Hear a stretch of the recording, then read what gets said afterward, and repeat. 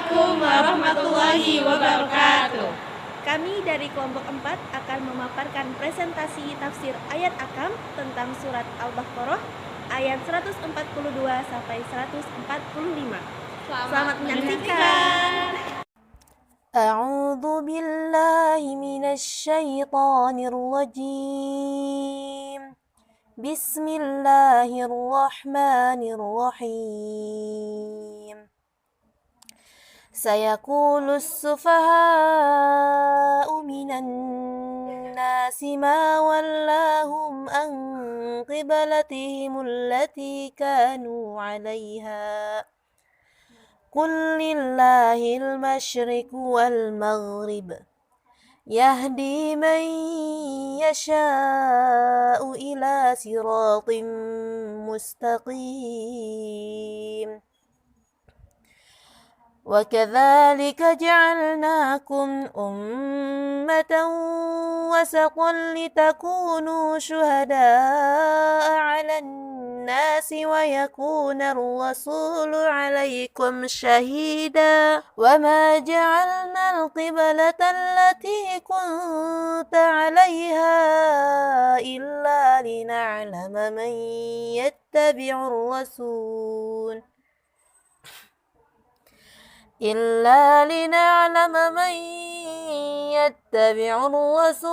ممن ينقلب على عقبيه وإن كانت لكبيرة إلا على الذين هدى الله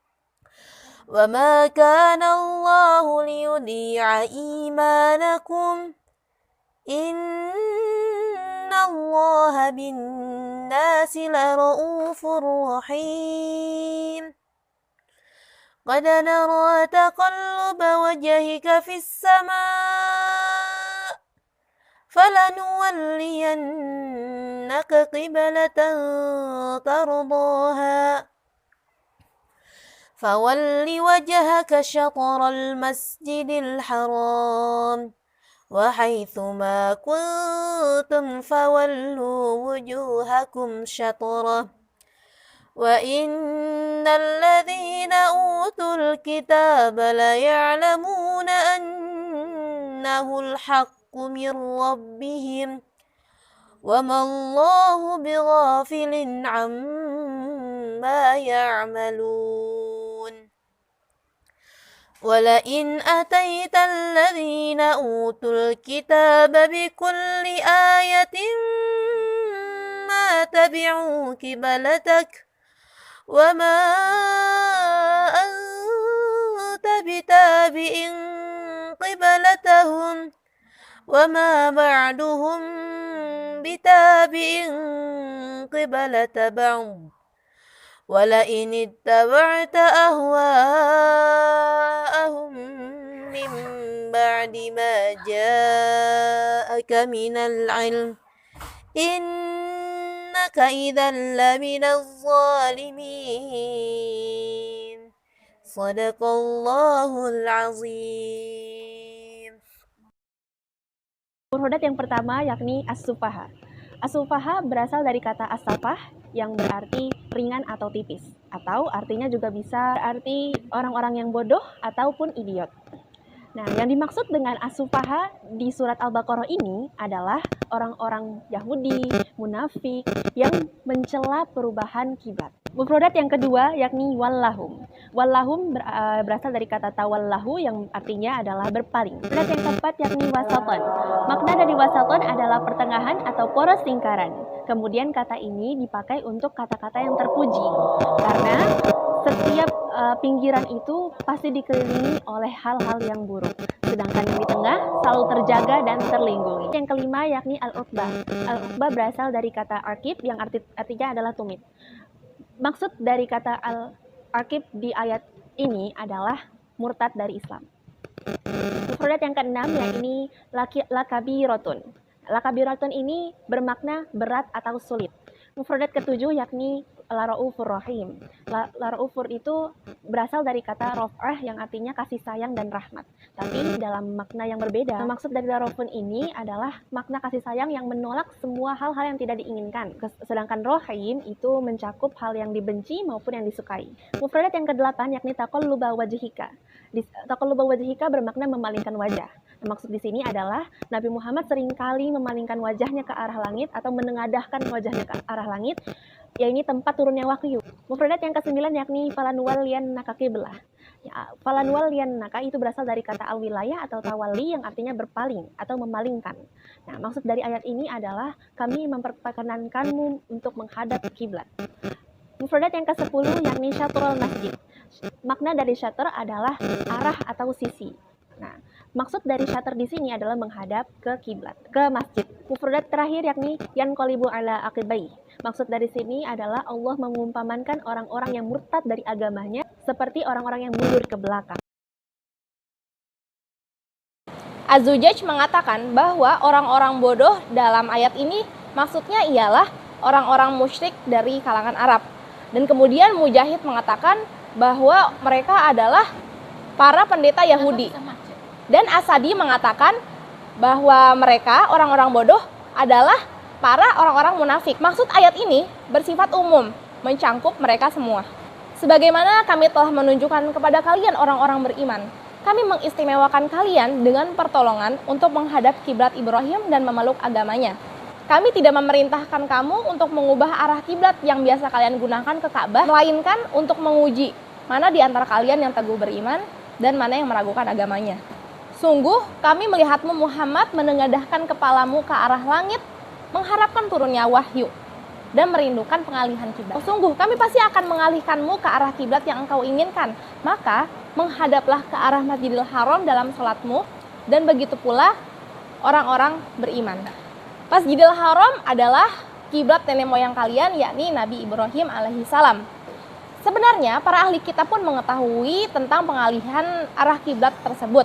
Namun, mereka justru meneror kaum mukminin dan menyebarkan kabar syubhat sehingga membuat keraguan dalam hati orang-orang mukmin.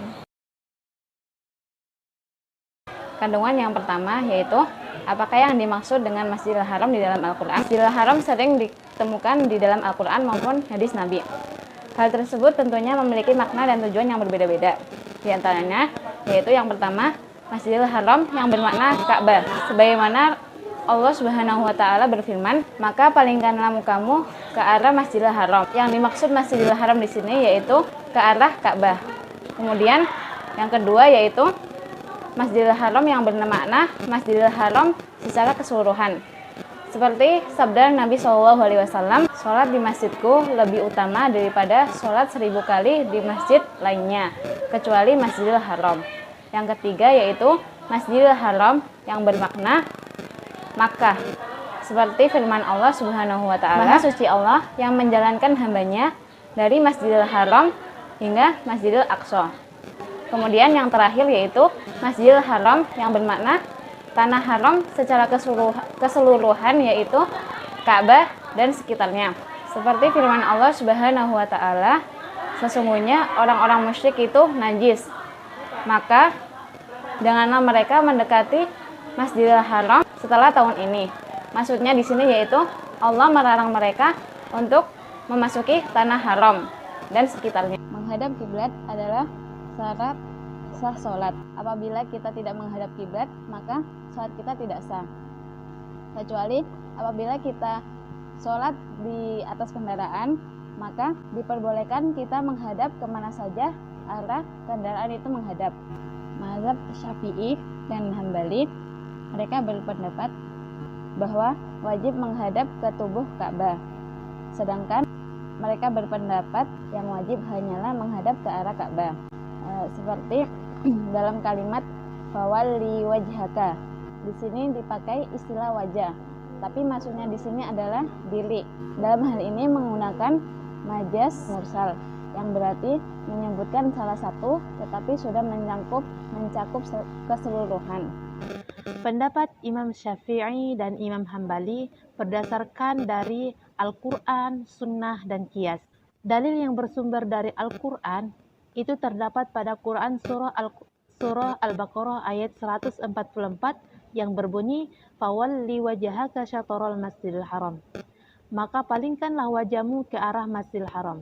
Yang dimaksud dengan kalimat syatrul di sini yaitu arah yang tepat bagi orang yang sedang melaksanakan sholat dan mengenal dalam menghadapnya.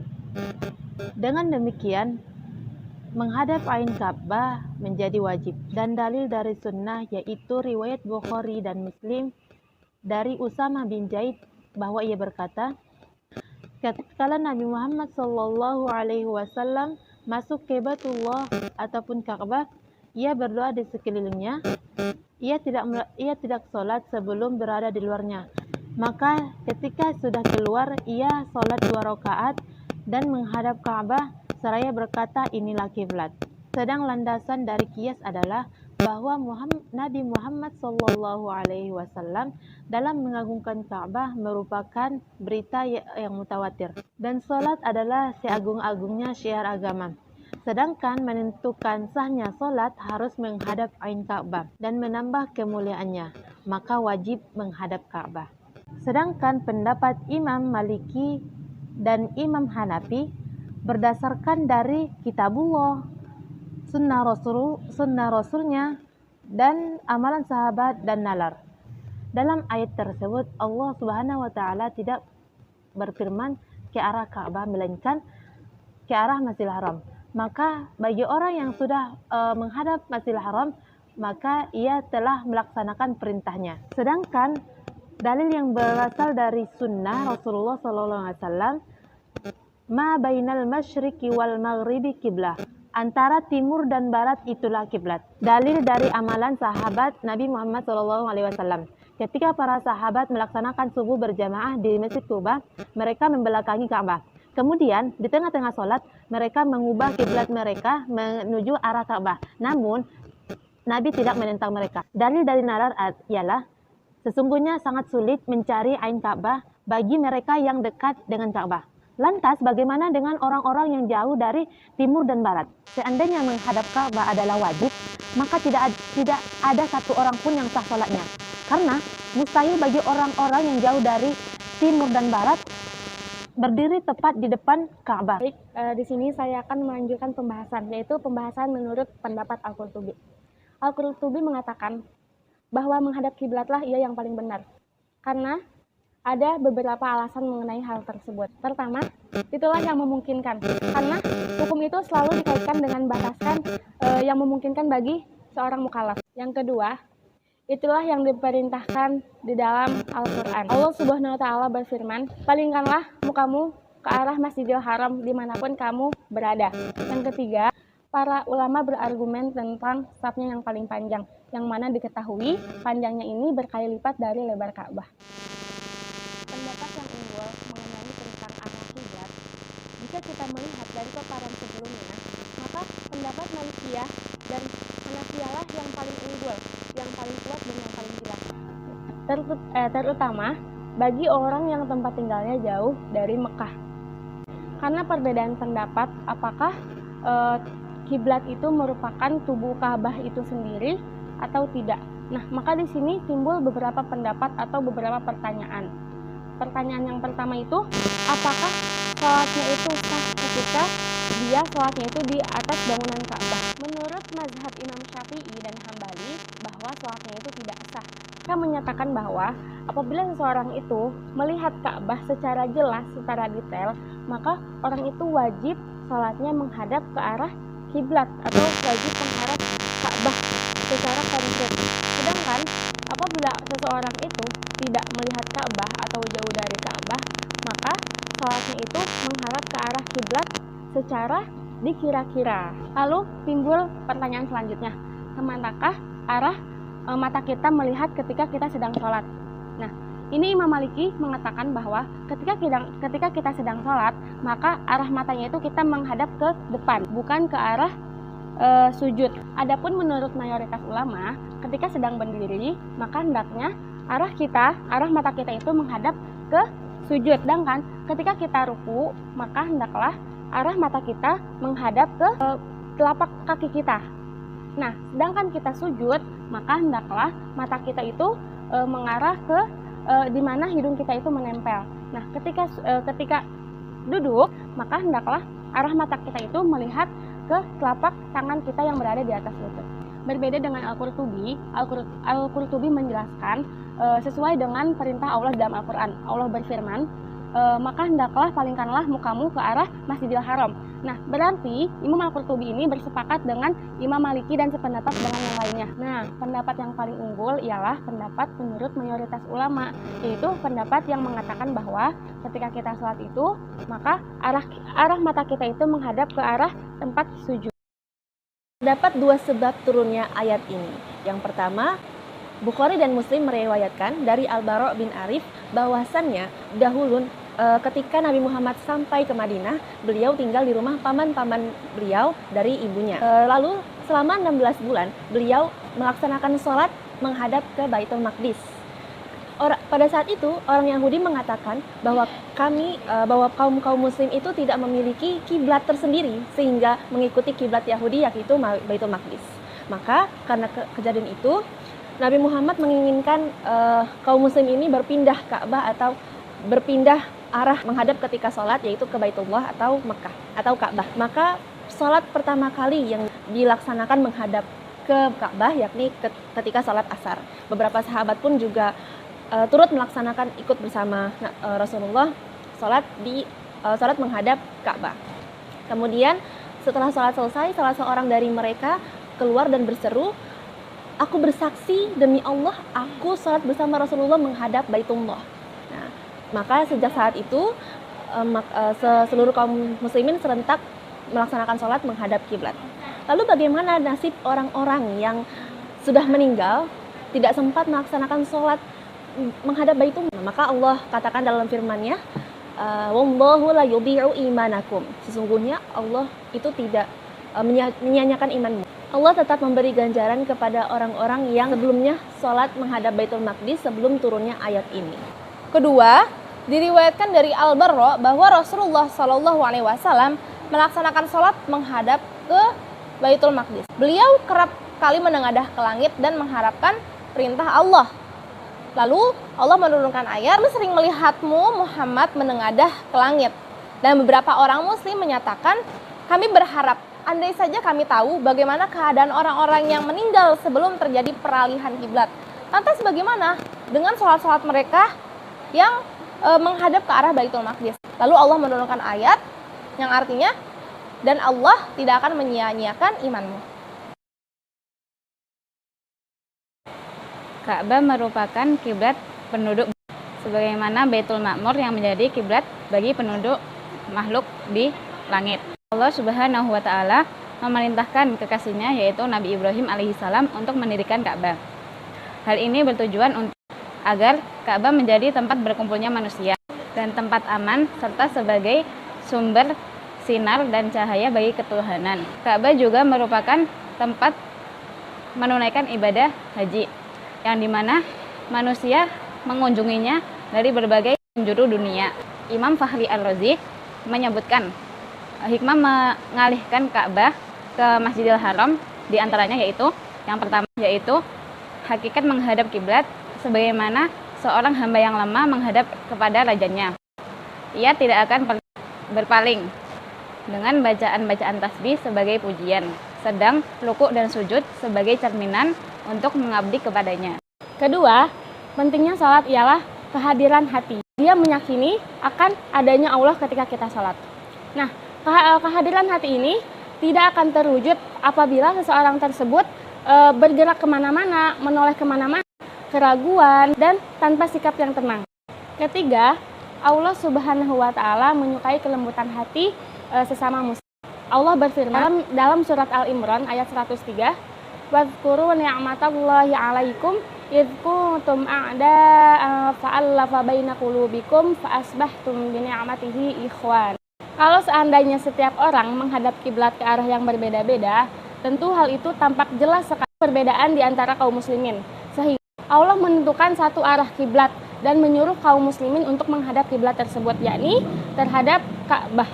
Keempat, Allah mengistimewakan Ka'bah dengan menyandarkan Ka'bah kepadanya sebagaimana Allah berfirman dalam Quran surah Al-Hajj ayat 26 yang berbunyi if bawwa'na li Ibrahim makanal baiti alla tusyrik bi syai'aw wa tahhir baitiya lit-ta'ifina wal 'akifina war ruk'is sujud. Demikian pula Allah Subhanahu wa taala mengistimewakan orang-orang yang beriman ataupun orang-orang mukmin dengan menyandarkan diri mereka kepada jannah sebagaimana contoh dalam kalimat ya ibadi yang berarti wahai hamba-hambaku. Ya ibadi di sini ditunjukkan kepada orang-orang yang beriman dan orang-orang yang mukmin. Kedua penyandaran ini bertujuan untuk mengistimewakan dan menghormati. Seolah-olah Allah berfirman, wahai orang-orang yang beriman, kalian adalah hambaku, Ka'bah adalah rumahku, dan sholat adalah bentuk kepatuhanmu terhadap. Mungkin sekian dari kami, kurang lebihnya mohon dimaafkan. Wassalamualaikum warahmatullahi wabarakatuh.